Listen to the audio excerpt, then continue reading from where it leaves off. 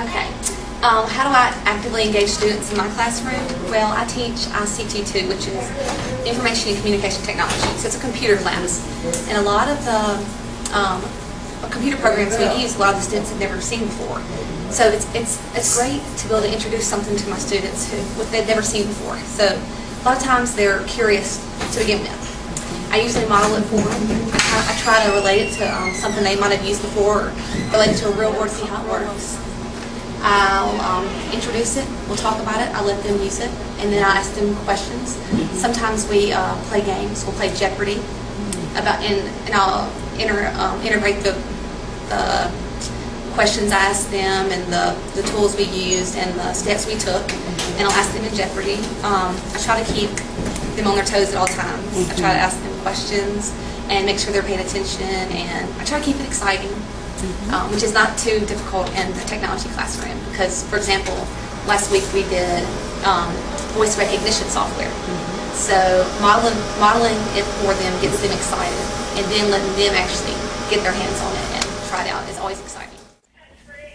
Okay, I am Michael Franklin. I'm in 6th, 7th, and 8th grade art teacher at Armstrong Middle School. My 6th graders, 7th graders are with me for 9 weeks.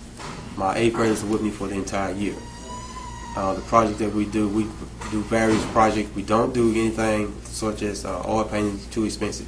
We do a lot of pencil work, ebony pencils, charcoal pencils.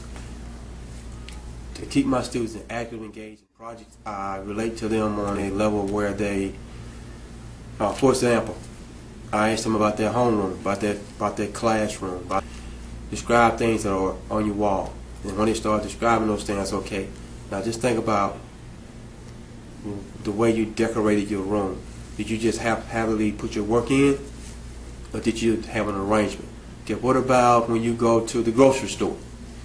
What about the colors that you see? For example, colors like green represent freshness, or red, or yellows, or orange, bright colors, or orange juice and things like that. I try to relate that to I tell them that it relates to every part of their life. Arts is a facet of every part of their life. Right down from math to science to English, it affects every part of their life. And some of the projects that we've done reflects on this.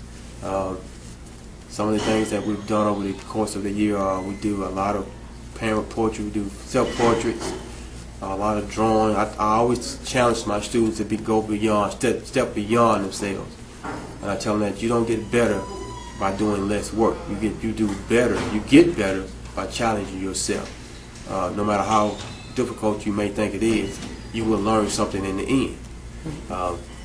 You'll learn something about yourself. You'll learn that there's something that you didn't see work, that you didn't see right. And when the students look at works, their perspective is totally different. They see things that maybe they see in maybe the first grade. They do drawings that they've done in the first grade. My responsibility is to change that and to make them see things a lot better at their perspective, not only in class but on themselves. Because we have deep discussions about things over the world, events, current events, things like that, and we talk about this. We do take breaks, and sometimes we just stop when we start talking about things. The perspective of I try to get all my students to realize that art is a major part of their life. Even though they may not realize it, it does. Right down to the fashion, right down to the music that they listen to. It affects their entire life. And we'll do that forever. And what they learn in my class is a lifelong process.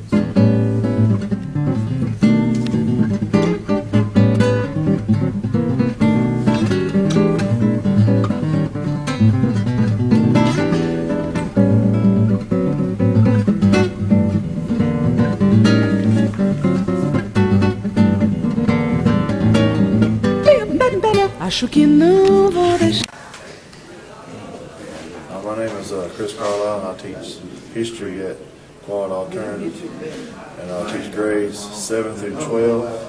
And one of the ways that I keep students actually learning is peer mediation, where we have some that kind of help others along in small groups.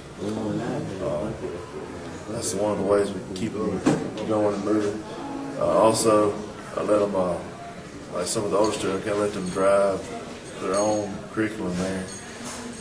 Kind of help them stay interested in what they're learning. And most of the time, the younger ones though have to help push them along because they're not ready for that. Okay, I'm Susan Acock, and I've taught for 24 years, and I teach high school science and junior high science. And it's easy for a science teacher to get actively engaged because you always have some kind of hands-on or show and tell or demonstration.